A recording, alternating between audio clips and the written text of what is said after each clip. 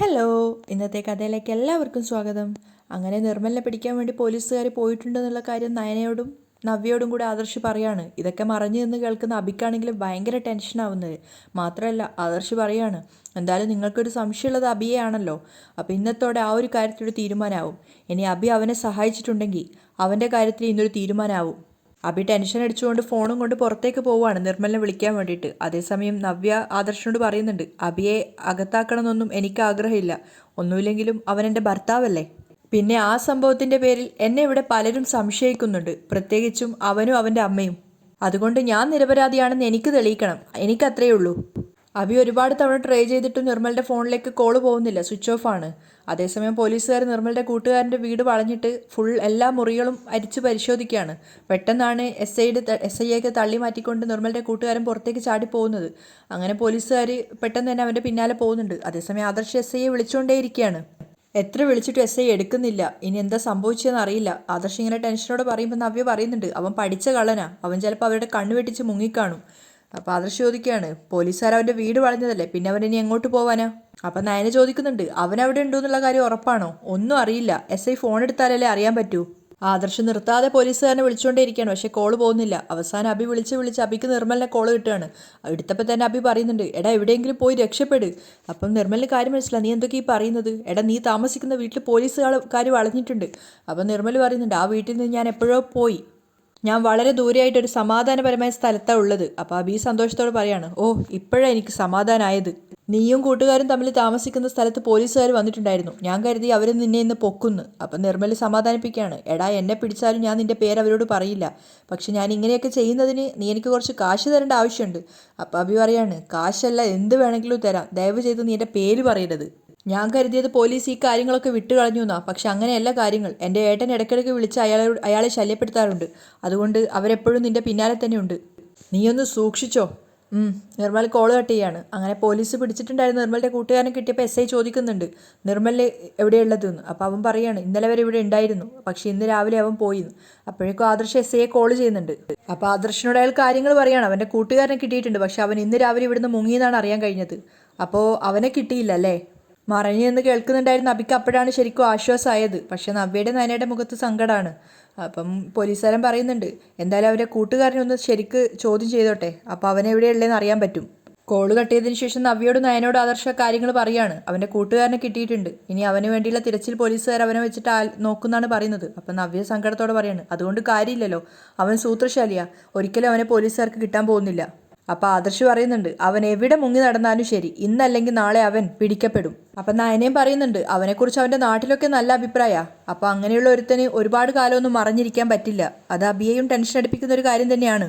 അപ്പം നവ്യ സങ്കടത്തോടെ പറയുന്നുണ്ട്, ഇന്നത്തോടെ എല്ലാത്തിനും ഒരു അവസാനം ഉണ്ടാവുമെന്നാണ് കരുതിയത്, നിരാശയാണല്ലോ ഫലം. അപ്പോൾ ആദർശ് സമാധാനിപ്പിക്കണം, അങ്ങനെ നിരാശപ്പെടേണ്ട ആവശ്യമൊന്നുമില്ല, എസ് ഐയോട് ഞാൻ കാര്യമായിട്ട് തന്നെയാണ് സംസാരിച്ചിട്ടുള്ളത്, എന്തായാലും അവനെ പൊക്കുക തന്നെ ചെയ്യും. അപ്പം നവ്യ ആദർശനോട് പറയാണ്, സത്യം പറയാലോ, അവൻ കാരണം ആത്മഹത്യ ചെയ്യാൻ വരെ തോന്നിയിട്ടുണ്ട്, അത്രത്തോളം അവനെന്നെ കൊന്നുകൊണ്ടിരിക്കുകയായിരുന്നു. നവ്യ ടെൻഷനോടെ പറയുമ്പോൾ ആദർശ് പറയുന്നുണ്ട്, നിന്റെ സ്വഭാവത്തിലും ഒരുപാട് കുഴപ്പങ്ങളുണ്ട് നവ്യേ, നീ പലപ്പോഴും മറ്റുള്ളവർ പറയുന്നത് കേൾക്കാതെയാണ് മുന്നോട്ട് പോയിക്കൊണ്ടിരിക്കുന്നത്, അക്കാര്യത്തിൽ നീ നയനയെ ഫോളോ ചെയ്യുന്നത് നന്നായിരിക്കും. അപ്പം നവ്യ സ്നേഹത്തോടെ പറയാണ്, അതിപ്പോൾ എനിക്കും തോന്നുന്നുണ്ട് ആദർശേട്ടാ, അതുകൊണ്ട് തന്നെ എനിക്കിപ്പോൾ ഇവളോട് പഴയ പോലെ അസൂയയും കുശുമ്പും ഒന്നുമില്ല. ഞാനാണ് ഇവളുടെ ചേച്ചിയെങ്കിലും ഒരു ചേച്ചിയുടെ പക്വത കാണിച്ചിട്ടുള്ളത് ഇവളാ. അപ്പം നയന പുഞ്ചിരിച്ചുകൊണ്ട് നവ്യെ നോക്കുകയാണ്. എന്നാൽ അതൊക്കെ മനസ്സിലായിട്ടും ഇവളെ പലപ്പോഴും തള്ളി പറഞ്ഞതാ എനിക്ക് പറ്റിയ തെറ്റ്. നവ്യ അവിടുന്ന് പോയപ്പോൾ ആദർശ് വീണ്ടും നയനയോട് പറയാണ്, അതെ, നിനക്കങ്ങനെ കൂടുതൽ പക്വതയുണ്ടെന്നൊന്നും നീ കരുതണ്ട, അവളെക്കാളും കുറച്ച് ബെറ്ററാണ് എന്നേ ഞാൻ ഉദ്ദേശിച്ചുള്ളൂ. അത് കേട്ടപ്പോൾ നയനക്ക് ദേഷ്യം വരികയാണ്. ഞാൻ ആരുടെയും സർട്ടിഫിക്കറ്റ് വേണമെന്നൊന്നും പറഞ്ഞിട്ടില്ലല്ലോ, എല്ലാവർക്കും ഉണ്ട് കുറച്ച് കുഴപ്പങ്ങളൊക്കെ, ആരും അത്ര പെർഫെക്റ്റ് ഒന്നുമല്ല. പിന്നെ ഒരു പ്രശ്നം ഞങ്ങൾക്കുണ്ടാവുമ്പോൾ സ്വന്തം ജീവൻ പോലും പണയപ്പെടുത്തി ഞങ്ങളെ സംരക്ഷിക്കുന്ന ഒരാളെ ഒരിക്കലും വെറുക്കാൻ പറ്റില്ല. അപ്പോൾ ആദർശന് മനസ്സിലായെങ്കിലും അവൻ ചോദിക്കുകയാണ്, ആരെ പറ്റിയാ പറഞ്ഞത്? അപ്പം നയന പറയുന്നുണ്ട്, ഞാൻ ആദർശേട്ടനെ പറ്റിയാ പറഞ്ഞത്. അത് കഴിഞ്ഞ് നയന ചോദിക്കുന്നുണ്ട്, എന്താ മറ്റാരെങ്കിലും പറ്റിയാണെന്ന് തോന്നിയോ? അല്ല, എപ്പോഴെങ്കിലും ആ തോന്നലൊക്കെ ഉണ്ടല്ലോ. ആദർശ് അവിടെയും തോറ്റു കൊടുക്കുന്നില്ല. അപ്പം നയനയും പറയാണ്, തിരിച്ചു അതുണ്ടായാൽ നന്നായിരുന്നു എന്ന് പറഞ്ഞുകൊണ്ട് അവൾ അവിടുന്ന് പോവുകയാണ്. അതേസമയം അബി നല്ല ടെൻഷനിലാണ്. അവൻ ചിന്തിക്കുന്നത്, ഇനി കൂട്ടുകാരനെ ചോദ്യം ചെയ്യുമ്പോൾ നിർമ്മലിനെ കുറിച്ചുള്ള കൂടുതൽ വിവരങ്ങൾ കിട്ടുമോ ആവോ. അതുവഴി പാസ് ചെയ്ത് പോകുന്നുണ്ടായിരുന്ന നവ്യ നോക്കുന്ന സമയത്ത് അബി നല്ല ടെൻഷനിലാണ്. അവൻ ഈ ലോകത്തിലൊന്നും അല്ല എന്നുള്ളത് അവൾക്ക് മനസ്സിലായി. അത് മനസ്സിലായിട്ടെന്നോണം തന്നെ നവ്യ അരികെ പോയി ചോദിക്കുകയാണ്, നിനക്കെന്താ ഒരു ഭയം പോലെ? ഭയോ? എനിക്കെന്ത് ഭയം? ഞാൻ ആരെയാ ഭയക്കേണ്ടത്? അഭിയും വിട്ടുകൊടുക്കുന്നില്ല. ഏതായാലും ആ നിർമ്മലിനെ ഉടനെ പിടിക്കും കേട്ടോ, നവ്യ സന്തോഷത്തോടെ പറയാണ്. അഭി ഞെട്ടിയിട്ട് നവ്യയെ നോക്കുകയാണ്. അപ്പം നവ്യ ദേഷ്യത്തോടെ പറയുന്നുണ്ട്, ഇന്നേ വരെ ഞാൻ ഒരുത്തനെയും പ്രേമിച്ചിട്ടില്ല. എനിക്ക് ഫ്രണ്ട്ഷിപ്പ് ഉണ്ടായിട്ടുണ്ട്. പക്ഷേ അതിനെ മുതലെടുത്തവനാ അവൻ. അവനെ ഞാൻ വെറുതെ വിടില്ല. അത്രത്തോളം അവനെന്നെ മോശക്കാരിയാക്കി. മോർഫിംഗ് നടത്തി അവൻ ഏതെല്ലാം തരത്തിലുള്ള ഫോട്ടോസാ ഇവിടെ എത്തിച്ചത്? അതെല്ലാം നീ ഇവിടെയുള്ളവരുടെ മുന്നിൽ വാരി വിതറിയില്ലേ? നവ്യ ദേഷ്യത്തോട് ചോദിക്കുകയാണ്. അപ്പം അഭി പേടിയോടെ പറയുന്നുണ്ട്, അതെല്ലാം ഇവിടെ കഴിഞ്ഞില്ലേ? നിന്റെ ഭാഗത്ത് ശരിയുണ്ടെന്ന് ഇപ്പോഴെനിക്കറിയാം. പിന്നെ നീ എന്തിനാ അതിൻ്റെ പിന്നാലെ നടക്കുന്നത്? അപ്പം നവ്യ പറയാണ്, എനിക്കങ്ങനെ അത് വെറുതെ വിടാൻ പറ്റില്ല. എൻ്റെ ക്യാരക്ടറിനെ അവൻ ചോദ്യം ചെയ്തേ. സാധാരണ ഇങ്ങനെ ഒരു സംശയം ഉണ്ടാകുമ്പോൾ ഭാര്യമാരെ ഭർത്താക്കന്മാർ സംശയിക്കുകയല്ല ചെയ്യുക. ഇങ്ങനെയുള്ള ഫോട്ടോസ് ക്രിയേറ്റ് ചെയ്ത ആളുകളുടെ പിന്നാലെ പോവും. എന്നാൽ നീ അങ്ങനെ പോയോ? നീ ഇപ്പോഴും എന്നെ സംശയിച്ചുകൊണ്ടിരിക്കുകയല്ലേ? അപ്പം അഭിയും പറയുന്നുണ്ട്, അതുപോലുള്ള ഫോട്ടോസുകളല്ലേ ഞാൻ കണ്ടത്. അപ്പം നവ്യ സംശയത്തോട് ചോദിക്കുകയാണ്, എന്നാൽ അതെങ്ങനെ ഇത്ര കൃത്യമായിട്ട് നിന്റെ കൈ കിട്ടിയെന്നാണ് ഞാൻ ആലോചിക്കുന്നത്. അതിപ്പോൾ ഇത്ര ആലോചിക്കാൻ എന്താ? അവൻ എനിക്ക് തന്നെ അയച്ചു തന്നതായിരിക്കും, അഭി പറയുന്നുണ്ട്. എന്തായാലും ആ ചതിയനെ ജയിലിൽ കിടത്താതെ എനിക്ക് ഉറക്കാൻ പോലും പറ്റത്തില്ല. അവൻ പുറത്ത് ജീവിക്കേണ്ടവനല്ല. കുടുംബം കലക്കികളെ ജീവിക്കാൻ പോലും അനുവദിക്കരുത്. അഭി ആകെ വെട്ടിലായിരിക്കുകയാണ്. എന്നിട്ടും അവൻ നവ്യയോട് പറയുന്നുണ്ട്, ഇവനൊക്കെ ഫ്രോഡാണെങ്കിൽ എന്ത് ചെയ്യാനും മടിക്കില്ല. ഇനി അവൻ്റെ പിന്നാലെ പോവാതിരിക്കുന്നതാ നല്ലത്. അല്ല, നിനക്കിപ്പോൾ നഷ്ടമൊന്നും ഉണ്ടായിട്ടില്ലല്ലോ?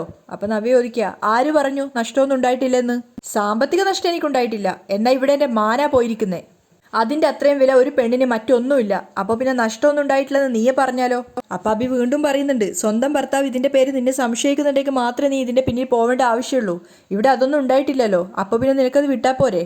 അപ്പം നവ്യ പറയാണ്, നീ ഇപ്പോഴും എന്നെ മനസ്സിലാക്കിയിട്ടില്ല. നിന്റെ മനസ്സിലൊരു കരടുണ്ട്. അപ്പം വീണ്ടും അഭി പറയാണ്, കേസും വഴക്കൊക്കെ ആയിട്ട് മുന്നോട്ട് പോയാൽ അത് അറിയാത്തവർ കൂടെ അറിയും. അറിഞ്ഞോട്ടെ, അങ്ങനെ അറിഞ്ഞാലും എനിക്കൊരു കുഴപ്പമില്ല. എടാ, അങ്ങനെ ഭയക്കുന്നതാ ഞങ്ങൾ പെൺകുട്ടികൾക്ക് പറ്റുന്ന അബദ്ധം. ഞങ്ങൾ പെൺകുട്ടികൾ കുറച്ച് ബോൾഡായിട്ട് നിന്ന് കഴിഞ്ഞാൽ ഇവൻ്റെയൊക്കെ കൊമ്പൊടിക്കാൻ പറ്റും. അത് കഴിഞ്ഞ് നവ്യ ഒരു വാണിംഗ് പോലെ പറയുന്നുണ്ട്, ആരനാവശ്യം കാണിച്ചാലും കള്ളക്കഥകൾ കെട്ടിച്ചമച്ചാലും അവനൊക്കെ ഒരു പാഠം പഠിക്കണം. അതിനുള്ള അവസരം വരുമ്പോൾ നമ്മളത് പ്രയോജനപ്പെടുത്തുകയാണ് വേണ്ടത്. അനി നിർത്താതെ കുറേ നേരമായി ഫോണിൽ സംസാരിച്ചുകൊണ്ടിരിക്കുകയാണ്. അത് കണ്ട സമയത്ത് കനക ചിന്തിക്കുന്നുണ്ട്, ഇത് കുറേ നേരമായല്ലോ തുടങ്ങിയിട്ട്. എന്തായാലും നന്ദുവിനെ ഒന്ന് ഫോണിൽ വിളിച്ചു നോക്കാം. നന്ദു എന്തോ വായിച്ചുകൊണ്ടിരിക്കുമ്പോഴാണ് ഫോൺ റിങ് ചെയ്യുന്നത്. അപ്പം കനക വിചാരിക്കുന്നുണ്ട്, റിങ് ഉണ്ട്, സമാധാനായി. നന്ദു ഫോൺ എടുത്തപ്പോൾ തന്നെ കനക ചോദിക്കുന്നത്, നന്ദുട്ടാ ഫോൺ എൻഗേജ്ഡ് ആയിരുന്നല്ലോ, മോളിപ്പോൾ ആരോട് സംസാരിക്കായിരുന്നു? അപ്പം നന്ദു പറയാണ്, അമ്മയ്ക്ക് എന്താ വട്ടുണ്ടോ? എൻ്റെ ഫോൺ എൻഗേജ്ഡ് ഒന്നും ആയിരുന്നില്ല. എങ്കിൽ പിന്നെ മറ്റു വല്ല കോളുകൾ ഇടയിൽ കയറി വന്നതായിരിക്കും. അമ്മ എന്തിനാ ഇപ്പോൾ വിളിച്ചത്? എൻ്റെ മോളുടെ ശബ്ദം കേൾക്കാൻ. എൻ്റെ മറ്റു 2 മക്കൾ ഇവിടെ അടുത്ത് തന്നെ ഉണ്ടല്ലോ. എൻ്റെ നന്ദൂട്ടനല്ല അമ്മയുടെ അരികിലില്ലാത്തത് കൊണ്ട്. അതുകൊണ്ടാണ് അമ്മ മോളെ വിളിച്ചത്. അത് കേട്ടുകൊണ്ടാണ് അനി അങ്ങോട്ടേക്ക് വരുന്നത്. അതെന്താ തെറ്റായി പോയോ? നന്ദുവിനോട് ചോദിക്കുകയാണ് കനക. അപ്പോഴേക്കും അനി പറയുന്നുണ്ട്, ഏയ് ഒരു തെറ്റുമില്ല, നന്ദു അല്ലേ, ഞാനൊന്ന് സംസാരിക്കട്ടെ, ഫോണിങ് താ എന്ന് പറഞ്ഞിട്ട് അനി പെട്ടെന്ന് തന്നെ ഫോണ് വാങ്ങിക്കുകയാണ്. കനക തന്നെ ശരിക്കും ഷോക്കായിപ്പോയി അനി പെട്ടെന്ന് ഫോൺ അങ്ങനെ വാങ്ങിച്ചപ്പം. അപ്പം തന്നെ അനി ചോദിക്കുന്നുണ്ട്, നന്ദു താനെന്താടോ ഇപ്പോൾ പുറത്തേക്കൊന്നും ഇറങ്ങാത്തേ? ഇപ്പോൾ കാണുന്നില്ലല്ലോ. അപ്പം നന്ദു പറയുന്നുണ്ട്, ഞാൻ വെക്കട്ടെ, ഞാൻ അങ്ങോട്ട് സംസാരിക്കുന്നത് കേട്ടിട്ട് വെച്ചാൽ മതി. അനി കുറച്ച് ദേഷ്യത്തോടെയാണ് പറയുന്നത്. നന്ദുവിൻ്റെ 2 ചേച്ചിമാരും പിന്നെ ഇതേ അമ്മയും ഇപ്പം ഇവിടെ ഇല്ലേ, പിന്നെ എന്താ നന്ദുവിന് 2 ദിവസം വന്ന് ഇവിടെ താമസിച്ചാൽ? അതൊന്നും വേണ്ട, ഫോണ് താ എന്നൊക്കെ പറഞ്ഞ് കനക ബഹളം വെക്കുകയാണ്. അപ്പം അനി പറയുന്നുണ്ട്, ആൻറ്റി ഞാൻ നന്ദുവിനോട് 2 വാക്ക് സംസാരിക്കട്ടെ. അപ്പോഴേക്കും അടുക്കളയിൽ നിന്ന് നയന അങ്ങോട്ടേക്ക് വരികയാണ്. അത് വേണ്ട മോനെ, കനക അനിയോട് പറയാണ്. അപ്പം അത് കേട്ടിട്ട് നയന ചോദിക്കുന്നുണ്ട്, അതെന്താ അമ്മ അങ്ങനെ? അനിക്ക് നന്ദുവിനോട് സംസാരിച്ചൂടെ? അനി നന്ദുവിനല്ലേ വിളിച്ചത്? നയന ചോദിക്കുകയാണ്. അപ്പം അനി പറയുന്നുണ്ട്, ഞാൻ വിളിച്ചതല്ല, ആൻറ്റി സംസാരിച്ചുകൊണ്ടിരുന്നപ്പോൾ ഞാൻ മൊബൈൽ ഇങ്ങോട്ട് വാങ്ങിയതാ. അതിനിപ്പോൾ എന്താ കുഴപ്പം? നയന ചോദിക്കുന്നുണ്ട്. ഒരു കുഴപ്പമില്ല. പിന്നെ ഇപ്പോൾ ആൻറ്റിക്ക് എന്താ പറ്റിയെന്ന് അറിയില്ല. അനി വേഗം തന്നെ ഫോൺ ചെവിയിൽ വെക്കുകയാണ്. കനകയാണെങ്കിൽ ഒന്നും ചെയ്യാൻ പറ്റാത്തൊരവസ്ഥയിൽ അവിടെ നോക്കി നിൽക്കുകയാണ്. ഹലോ നന്ദു, അനി ചോദിക്കുന്നുണ്ട്. പക്ഷെ നന്ദുവിന് അവിടുത്തെ സാഹചര്യം മനസ്സിലായതുകൊണ്ട് തന്നെ നന്ദു അപ്പോഴേക്കും കോള് കട്ട് ചെയ്യാണ്. കട്ടായിപ്പോയി, സാരമില്ല, ഞാൻ വിളിച്ചോളാം, അനി പറയുന്നുണ്ട്. അപ്പോൾ കനക പറയാ, എന്തിനാ മോനെ അവളെ വിളിക്കാൻ നോക്കുന്നത്? മോൻ അവളെ വിളിക്കാൻ നിൽക്കാതെ അച്ഛൻ്റെ അമ്മയുടെ ഒക്കെ കൂടെ പോയി കല്യാണം വിളിക്കാൻ നോക്ക്. അപ്പം അനി പറയാണ്, അതൊക്കെ മുറ പോലെ നടക്കുന്നുണ്ട് എന്ന് വെച്ച് നന്ദുവിനെ വിളിക്കാതിരിക്കേണ്ട കാര്യമുണ്ടോ? അനി അവിടുന്ന് പോയതിൻ്റെ പിന്നാലെ തന്നെ നയനയുടെ മുന്നിൽ നിന്ന് എസ്കേപ്പ് ആവാൻ വേണ്ടിയിട്ട് കനകയെ നോക്കുകയാണ്. പക്ഷേ നയന പിടിച്ചു വെച്ചിട്ട് ചോദിക്കുന്നുണ്ട്, എന്താ അമ്മേ കുഴപ്പം? അനി നന്ദുവിനെ വിളിച്ച എന്താ കുഴപ്പം? വേറൊന്നും കൊണ്ടല്ല മോളെ, അത് നന്ദു അനിയും കൂടെ നല്ല ഫ്രണ്ട്ഷിപ്പായിട്ട് നിൽക്കുന്നത് ആ പെങ്കൊച്ചിന് അത്ര വലിയ താല്പര്യമൊന്നുമില്ല അനി കല്യാണം കഴിക്കാൻ പോകുന്ന ആ കുട്ടിക്ക്. എന്നാരാ അമ്മയോട് പറഞ്ഞത്? നയന സംശയത്തോട് ചോദിക്കുകയാണ്. അതാരാ മോളെ പറയേണ്ടത്? ഇവിടെ വരുന്ന സമയത്തൊക്കെ അനി നന്ദുവിന് അമിത പ്രാധാന്യം കൊടുക്കുമ്പോൾ ആ കുട്ടിയുടെ മുഖത്ത് ദേഷ്യം വരുന്നത് മോള് കണ്ടിട്ടില്ലേ? അതിൻ്റെ ഒരു ദേഷ്യമുണ്ട് ആ കൊച്ചിന്. അപ്പം നയന പറഞ്ഞു കൊടുക്കുകയാണ്, അനി നന്ദുവിനെ ഒരു പെങ്ങളായിട്ടേ കണ്ടിട്ടുള്ളൂ, പിന്നെ അതിൻ്റെ അപ്പുറം ഒരു ബന്ധമുണ്ടെന്നൊക്കെ ചിന്തിക്കേണ്ട കാര്യമുണ്ടോ? അപ്പോൾ കനക പറയുന്നുണ്ട്, നമ്മൾ വിചാരിക്കുന്ന പോലെ തന്നെ എല്ലാവരും വിചാരിക്കണമെന്നില്ലല്ലോ മോളെ, അപ്പോൾ പിന്നെ നമ്മളായിട്ട് അതിനൊരു അവസരം ഉണ്ടാക്കേണ്ടതില്ലല്ലോ. അപ്പം നയന ചോദിക്കുകയാണ്, അമ്മ ഒന്ന് നിന്നേ. നന്ദുവിന് ഓർമ്മ വെച്ച കാലം മുതൽ അവൾ ആൺകുട്ടികളുമായിട്ടാണ് കമ്പനി കൂടിയിട്ടുള്ളത്. അന്നൊന്നും അമ്മ ഇത്തരത്തിൽ ചിന്തിച്ചിട്ടില്ലല്ലോ. അപ്പോൾ കനകയും ദേഷ്യത്തോട് പറയാണ്, എങ്കിൽ ഇപ്പോൾ ചിന്തിക്കുക, കാരണം അവൾക്ക് കല്യാണപ്രായമായതുകൊണ്ട്. അനിമോൻ നന്ദുവിനെ കാണുന്നതും അവളെ വിളിക്കുന്നതൊന്നും എനിക്കിഷ്ടമല്ല എന്ന് പറഞ്ഞുകൊണ്ട് കനക അവിടുന്ന് പോവാണ്. അപ്പം തന്നെ നയനക്ക് നല്ല സംശയം തോന്നുന്നുണ്ട്. ജാനകി ആകെ വിഷമത്തിലാണ്. അങ്ങോട്ടേക്ക് വന്നിട്ട് ജലജയും അബിയും ചോദിക്കുന്നുണ്ട്, എന്താ പ്രശ്നമെന്ന്. ആ സമയത്ത് ജാനകി പറയാണ്, ഞാനും അനിയും കൂടെ പല സ്ഥലത്തും കല്യാണം വിളിക്കാൻ പോയിട്ടും ഇപ്പോഴും അവൻ ആ കല്യാണത്തിന് വലിയ താല്പര്യമില്ലാത്ത പോലെയാണ് എനിക്ക് തോന്നുന്നത്, അവൻ്റെ മനസ്സിൽ മറ്റാരും ഉള്ളതുപോലെ. അപ്പോഴേക്കും ജലജയ്ക്കും അബിക്കും സന്തോഷമാവാണ്. അവർ രണ്ടുപേരും അവരെ സ്ഥിരം കൗശലത്തോടെ പരസ്പരം മുഖത്തോട് മുഖം നോക്കിയിട്ട് അബി പറയുന്നുണ്ട്, എനിക്കും അങ്ങനെ തോന്നാതിരുന്നിട്ടില്ല. അപ്പം ജലജ ചോദിക്കുന്നുണ്ട്, ഇഷ്ടമില്ലെങ്കിൽ പിന്നെ ആ പെണ്ണെ തന്നെ അവൻ കെട്ടിടം, നിങ്ങളൊക്കെ എന്തിനാ ഇങ്ങനെ വാശി പിടിക്കുന്നത്? അവൻ്റെ മുത്തച്ഛനാ അനാമികയുടെ അച്ഛന് വാക്ക് കൊടുത്തത്, അതുകൊണ്ട് തന്നെ ആ വാക്ക് അദ്ദേഹം ഒരിക്കലും മാറ്റി പറയില്ല. ജാനകി പറഞ്ഞു കൊടുക്കുകയാണ്. അപ്പം ജലജ പറഞ്ഞു കൊടുക്കുകയാണ്, എൻ്റെ ജാനകി, ഈ വീട്ടിൽ ആദ്യത്തെ 2 മരുമക്കളെ കൊണ്ടുവന്നതുണ്ടായ പുകിലുകൾ നിനക്കറിയാലോ, അതുകൊണ്ടാണ് ഞാൻ പറഞ്ഞത് നോക്കിയും കണ്ടും മാത്രം ഇനിയത്തതൊന്ന് സെലക്ട് ചെയ്താൽ മതിയെന്ന്. അപ്പം അബിയും പറയുന്നുണ്ട്, ഒന്നാമത് അവൾ ഇടിച്ചു കയറി ഇങ്ങോട്ടേക്ക് വരുന്നത്, ആരെങ്കിലും എന്തെങ്കിലും പറഞ്ഞാൽ അപ്പം തന്നെ ഫീൽ ചെയ്യുന്ന ആളാ അവള്. അങ്ങനെയുള്ളൊരു പെങ്കൊച്ച് കുടുംബത്തിൽ ഒത്തുപോകുമോയെന്ന് അറിയില്ല അമ്മായി, അബിയാണ് പറയുന്നത്. അപ്പോൾ അത് കേട്ടുകൊണ്ടാണ് കനക അങ്ങോട്ടേക്ക് വരുന്നത്.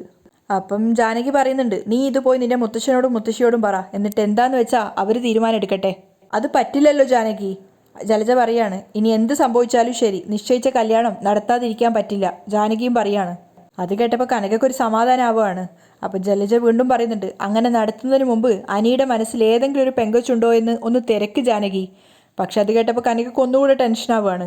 ഇനി അങ്ങനെ തിരക്കിയിട്ട് എന്താ കാര്യം? കല്യാണം ഉടനെ നടക്കും. ആ സമയത്ത് ഒരു പെങ്കൊച്ചിനെ വിഷമിപ്പിക്കാൻ പറ്റില്ല. അപ്പോൾ ജലജ ചോദിക്കുകയാണ്, അപ്പോൾ മറ്റേ പെങ്കൊച്ചോ? ഏത് പെങ്കൊച്ച്? അനി സ്നേഹിക്കുന്ന പെങ്കൊച്ച്. കനകയാണ് ശരിക്കും ഞെട്ടുന്നത്. ഇവർക്കിത് എന്തിൻ്റെ കേടാന്ന് അവർ വിചാരിക്കുന്നുണ്ട്. അതിന് അനി അങ്ങനെ ആരെങ്കിലും സ്നേഹിക്കുന്നതായിട്ട് നിനക്കറിയോ ജലജെ? അപ്പോൾ അബിയ വരുന്നത്, എനിക്ക് നല്ല സംശയമുണ്ട്, അവനിടയ്ക്കൊരു പെൺകുട്ടിയായിട്ട് പാർക്കിലൊക്കെ നടക്കുന്നത് ഞാൻ കണ്ടായിരുന്നു. കനകയ്ക്ക് ഇങ്ങനെ പേടിയാവുകയാണ്. അവരുടെ പെരുമാറ്റം കണ്ടിട്ട് അത്ര പന്തിയുള്ളതായിട്ട് എനിക്ക് തോന്നിയില്ല. അപ്പം ജലജ പറയാണ്, നീ എന്തിനാണ് അത് ജാനകിയോട് പറഞ്ഞത്? പിന്നെ പറയാനുള്ളത് പറയണ്ടേ? അബിയും വിട്ടുകൊടുക്കുന്നില്ല. അവരാണെങ്കിൽ എന്തോ ഭാരം മനസ്സിൽ വെച്ചുകൊണ്ട് നടക്കുന്നത് പോലെയാ, ഉള്ളിലുള്ളത് പറയുകയും ചെയ്യില്ല. ഹാ, അനാമികയെ വേറൊരുത്തിയെ മനസ്സിൽ വെച്ചുകൊണ്ട് അനാമികയെ കല്യാണം കഴിച്ചാൽ അവരുടെ ജീവിതം എന്താവോ എന്തോ. പിന്നെല്ലാം നീയും നിന്റെ മോനും കൂടെ തീരുമാനിക്ക്. ജലജ അബിയെ നോക്കിക്കൊണ്ട് രണ്ടുപേരും അവിടുന്ന് പോവുകയാണ്. അതേസമയം ജാനകി ആകെ കൺഫ്യൂഷനിലാണ്. അവരെ സംബന്ധിച്ചിട്ട് എനിക്ക് ഇത്രയും നല്ല വീട്ടിൽ നിന്നൊരു പ്രപ്പോസൽ വരാൻ പാടില്ല, അത്രയേ ഉള്ളൂ. കാരണം ഇവർ രണ്ടുപേരും പെട്ട്, ഇനി അനി മാത്രം രക്ഷപ്പെടരുത് എന്നുള്ളൊരു ആഗ്രഹം. അതേസമയം കനകയും ചിന്തിക്കുന്നുണ്ട്, എന്തായാലും എൻ്റെ മോളുടെ കാര്യം പറയാതിരുന്നത് ഭാഗ്യമായി. നയന ബാൽക്കണിയിൽ നിൽക്കുന്ന സമയത്താണ് അനി പുറത്തേക്ക് എവിടെ പോകാൻ വേണ്ടിയിട്ട് ബൈക്കിൽ കയറുന്നത് കാണുന്നത്. അതുകൊണ്ട് തന്നെ അവൾ പെട്ടെന്ന് തന്നെ പിന്നാലെ വന്നിട്ട് അമ്മയോട് പറയുകയാണ്, എനിക്ക് ഒന്ന് കല്യാണിയെ കാണാൻ വേണ്ടി പോകണമെന്നുണ്ടായിരുന്നു, അവൾ എന്നെ വിളിച്ചിട്ടുണ്ടായിരുന്നു.